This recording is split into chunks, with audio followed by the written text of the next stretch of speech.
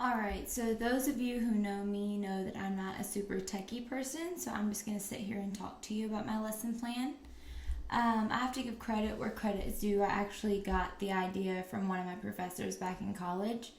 So I got my BA in theater and I was in a show, and this particular professor wanted us to stay in character over the weekend when we weren't having rehearsals anymore. So she gave me the great idea to use this as an assignment. So let me pull up the lesson plan. And you can pull it up right now as well if you want to.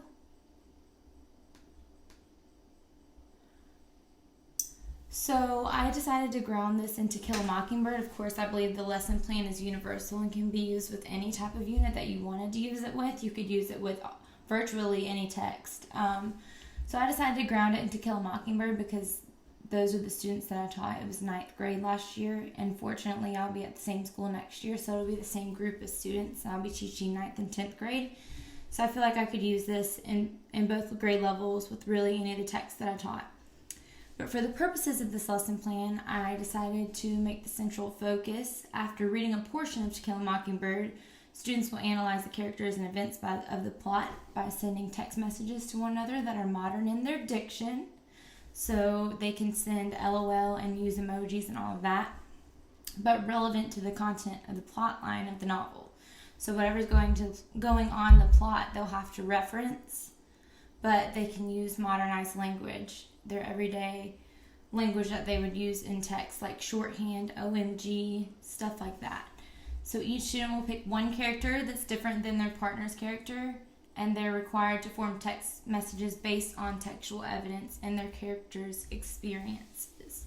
So they'll be analyzing these characters over the course of the text and interacting with other characters, and they'll be determining how characters act with one another by using this, by performing this assignment. And when they do this, I feel like it's a great tool to use over a period of time, so it'd be good to use over a break when you don't want students to become detached from the text. It's great to use over the weekend. So the learning goals would be that they would analyze the development of characters and their action. They would compose coherent, well-written text messages, even though they are using or utilizing the shorthand. They'll recall current scenes in the novel, so this keeps them grounded in the setting. If I were using To Kill a Mockingbird, I would use a certain part that deals with the trial. If you're using any text, you should go with the climactic parts of the text. They'll respond to their classmates' text messages and their classmates' depiction of the characters. So they'll have to respond as the character and also anticipate their classmates' responses to their text messages, which is really cool. And they'll utilize their phones to complete the task, which is great because it's not a technology that they're unfamiliar with. So students, it would be a rarity if you had students in your classroom who didn't know what a text message was or didn't know how to use their phones. And based off of my students last year, every single one of them had a phone. But if not, they could use the school's website, the school's messenger. We personally use Canvas at the school that I work at right now.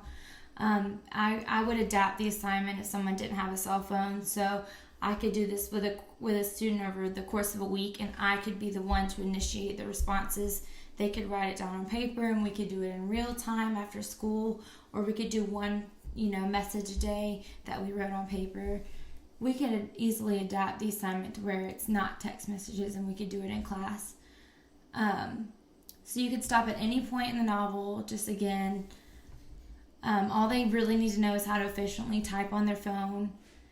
They would just need to be caught up on the reading, and it would be evident they weren't caught up on the reading if they didn't know how to respond to one another's text messages.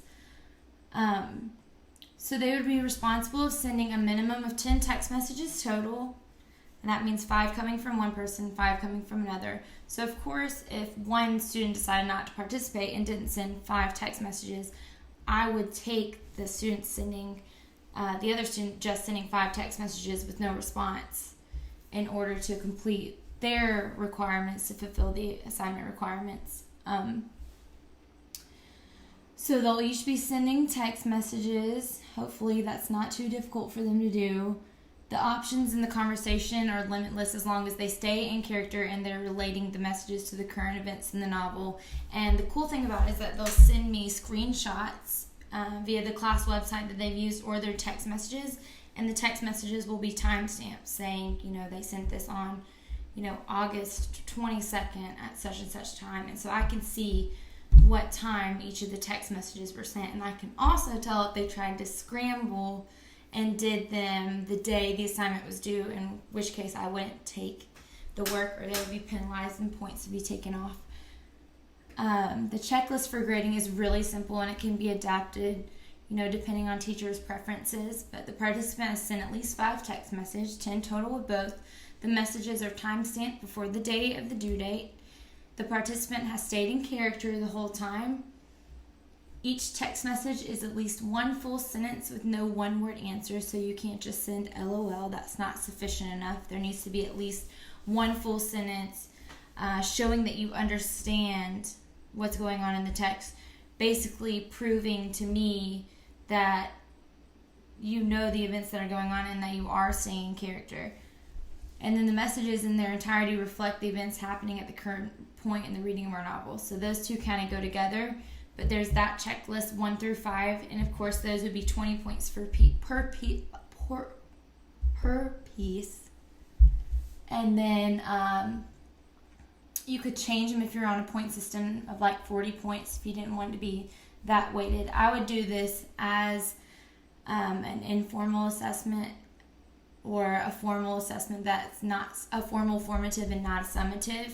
I definitely wouldn't weight this as a huge test grade, but you certainly could if you wanted to pair it with something else. Like I know one of my classmates, Ryan, mentioned that I could pair it with like a blog. And if I did something like that, this could be a portion of a larger assignment. Also, Lindsay suggested that I pair it with maybe a narrative at the end. So if I wanted to do this as a little bit of a lead up to those type of things, it would be good for that as well.